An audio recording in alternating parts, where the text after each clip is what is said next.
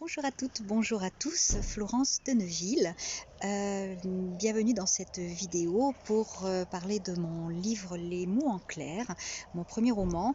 Et comme chaque semaine maintenant, nous allons étudier d'un peu plus près un des thèmes abordés dans le livre.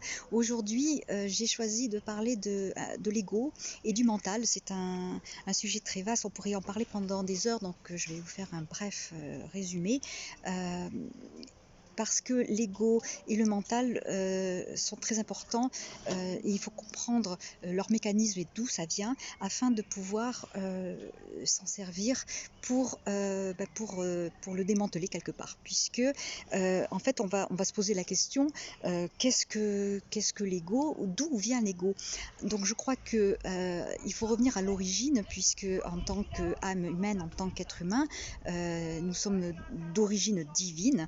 Et quand ça vient, on va dire, d'Adam et Ève, quand Ève a croqué dans la pomme, c'est-à-dire que elle a finalement dans l'arbre de la connaissance, donc là on arrive dans une dimension mentale, Adam et Ève sont devenus imparfaits et les problèmes ont commencé quelque part. Cette histoire nous aide à comprendre en fait qu'avec le développement de l'énergie mentale des humains, on a hérité du pouvoir de choisir.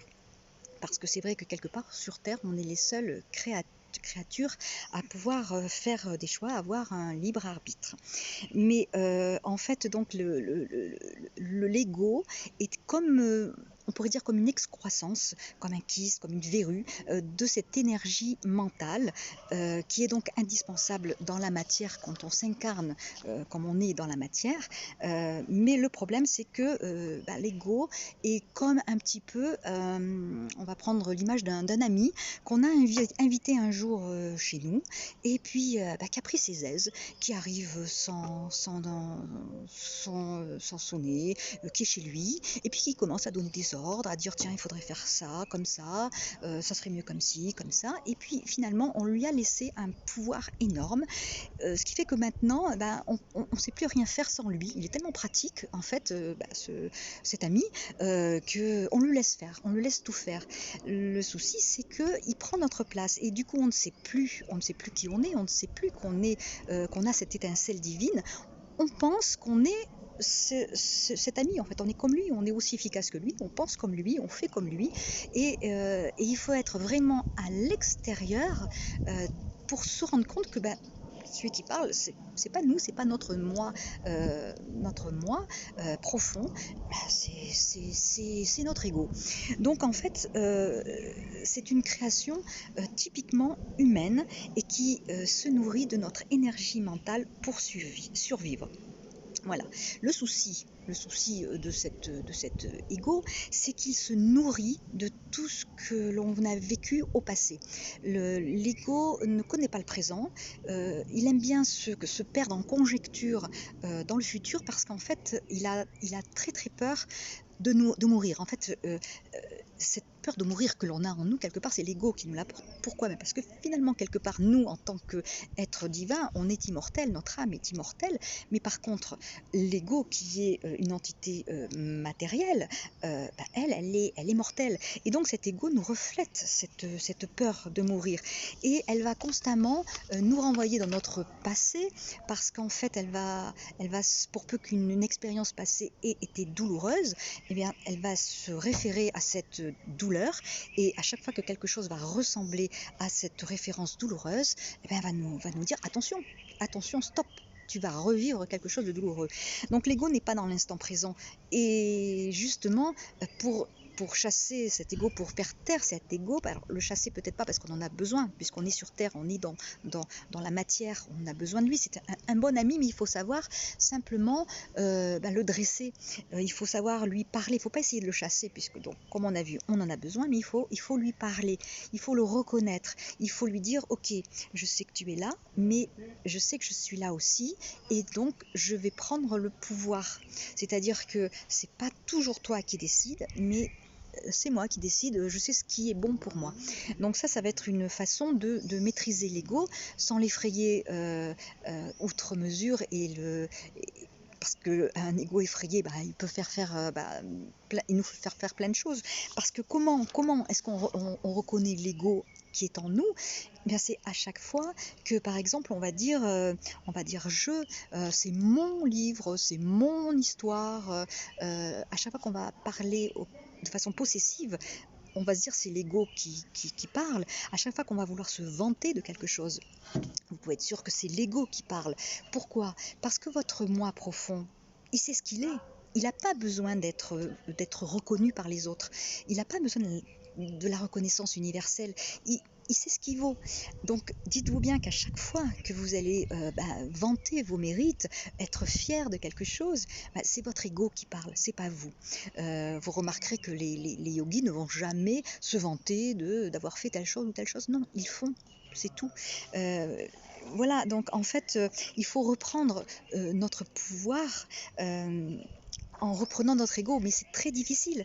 C'est difficile parce que, pourquoi? Parce qu'en fait, on n'utilise que 5 à 10%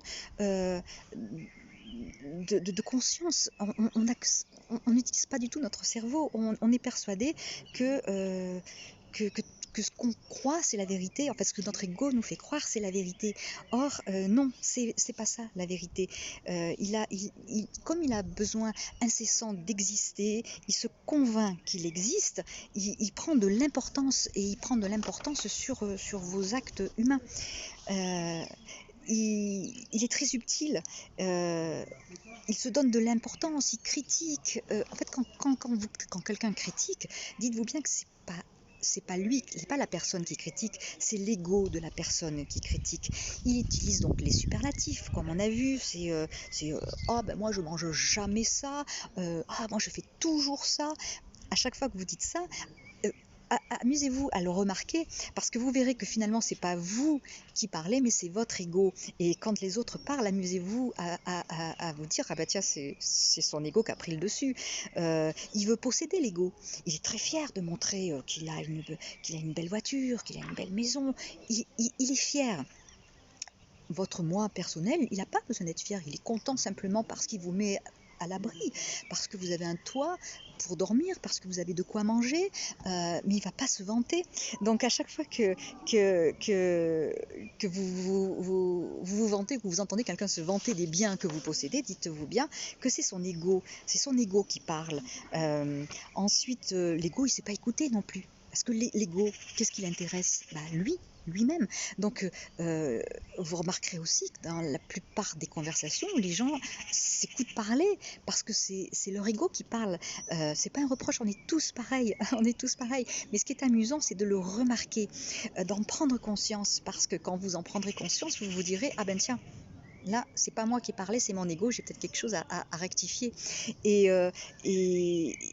l'ego est convaincu qu'il doit aussi se défendre de tout et contre tout. S'il est sur la défensive, quelqu'un qui est sûr de lui, pas sûr de lui, mais qui est suffisamment en accord avec lui-même, il n'a pas besoin de l'approbation des autres.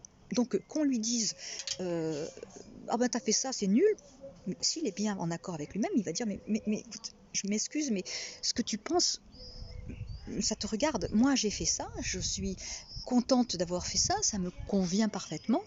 Que ça te plaise ou que ça te plaise pas, je suis désolée, mais bon, c'est pareil. Donc là, quand je parle comme ça, c'est moi qui parle, mon moi divin. C'est pas mon ego, vous voyez, parce que j'ai pas besoin d'avoir l'approbation des autres. Voilà, l'ego, c'est intéressant de le reconnaître, parce que il est déjà, donc comme je vous ai dit en résumé, il n'est pas dans l'instant présent, il est toujours dans le passé, dans le futur. Donc il va vous rendre malade pour qu'est-ce qui va se passer si je fais ça. Ah ouais, mais si je fais ça, qu'est-ce qui va se passer? Ou alors ah ouais, mais la dernière fois c'était atroce. En fait, il est jamais dans l'instant présent. Or, on sait que, on l'a vu avec les méditations, c'est l'instant présent qui est important. Voilà, il a pas, il est orgueilleux. L'ego, c'est l'orgueil. Voilà, donc amusez-vous à regarder ça chez les autres, chez vous, vous verrez, parce que quelque part vous vous observerez et vous remarquerez que sans faire exprès, parce que vous pensez être votre ego, mais vous n'êtes pas votre ego. Alors moi je dis toujours que l'ego, c'est un locataire. Il est locataire chez vous, il est là pour vous aider à vous incarner dans la matière, mais ne lui laissez pas les clés. Les clés, c'est vous qui les avez. Vous êtes les clés. Vous n'avez pas besoin de votre locataire. Il est là pour vous aider, simplement. Rappelez-vous de ça, amusez-vous à regarder les autres, amusez-vous à vous observer. Et puis la prochaine fois, eh bien maintenant qu'on a un petit peu vu ce qu'était l'ego, nous nous amuserons à regarder quelles sont les 5 blessures qui viennent de l'enfance. Parce qu'on en a tous, et nous verrons l'interaction avec l'ego. Voilà, j'espère que ça a été assez clair, parce que l'ego et le mental, c'est très important et pas si facile à cerner, mais c'est intéressant d'en prendre conscience. En tout cas, je vous remercie de votre écoute et je vous dis à très bientôt. Merci, au revoir.